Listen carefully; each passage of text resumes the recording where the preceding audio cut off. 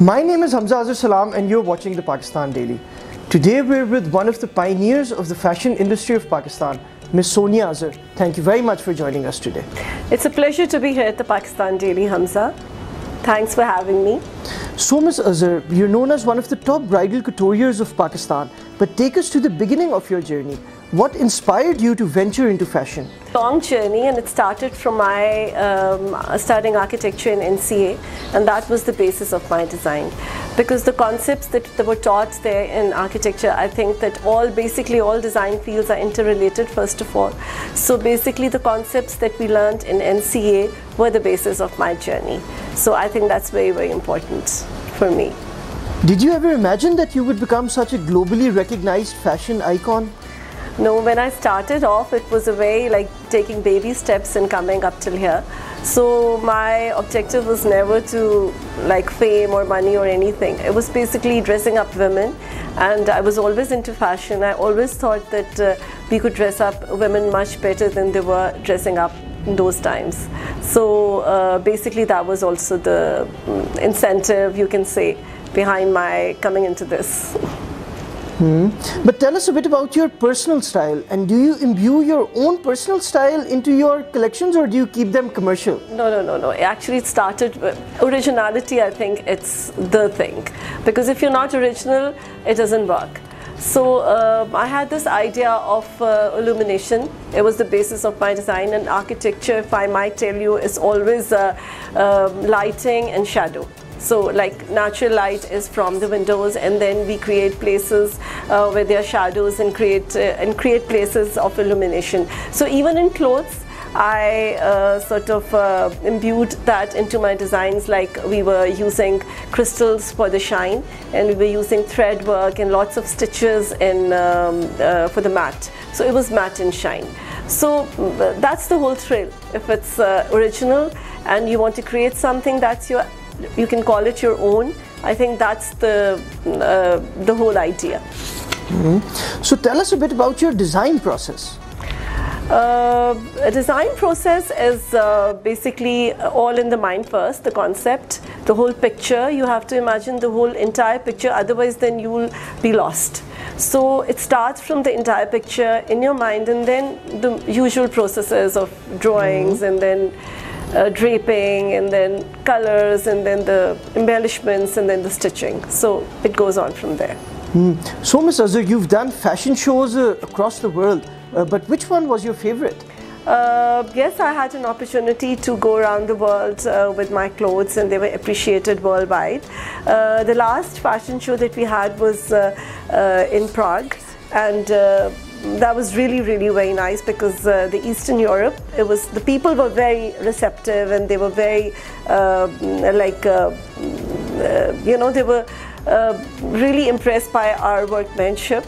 And also the people there, we had models who were modeling for clothes. I mean, everything was so good that it was a pleasure working there. That's very nice. So would you like to tell our viewers, what does fashion mean to Sonia Azhar? I think fashion and beauty is very related. So, and it's also a lifestyle. For me, fashion is a lifestyle.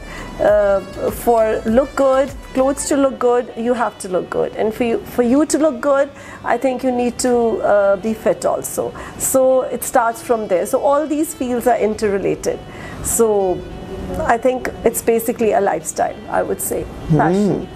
That's very nice. And you're venturing into different markets now. You're known as a bridal couturier, but you're making Eid collections, ready to wear, lawn. So would you like to tell our viewers what motivated you to venture into these different markets? Bridal is very good, because actually you can, all your designing ideas, you can put it into your bridal. So that's like the ultimate creation, I would say, in a bridal. But there's so many things, and accessibility is very, very limited. There's so many people who would like to wear your clothes, and they don't have the opportunity or the budget to do so. So when you create lighter wear, like Eid wear or lawn or something that's more in a budget, you're reaching out to so many more people. So that's also a very good feeling. So many people are wearing your clothes, and they're looking good, and they're being happy. So that really gives you a high. That's very nice. And Miss Azhar, you're not only a fashion designer, but you're also a fashion entrepreneur. You have hundreds of employees. You have a very big setup. So how do you manage all of this? It's a very difficult, and I feel that designing is just one part of this thing. Basically, it's dealing with people, their psychologies, and you know, just sometimes you really have to gulp your ego in dealing with them, and you have to give away a lot of things. So it's very difficult. I think that's the most difficult part, basically. So just, you know, take one day at a time, one step at a time, and being considerate, kind, giving leeways to people, and then taking the best out of them. I think that's the way I go about it. But when you were young, did you ever imagine that you would become such a successful fashion entrepreneur? Obviously not. It was like a struggle, and year after year, as I say, that, you know, you keep on learning also, and you keep on correcting yourself, you keep on improving on your designing part as well, and every year is a thrill.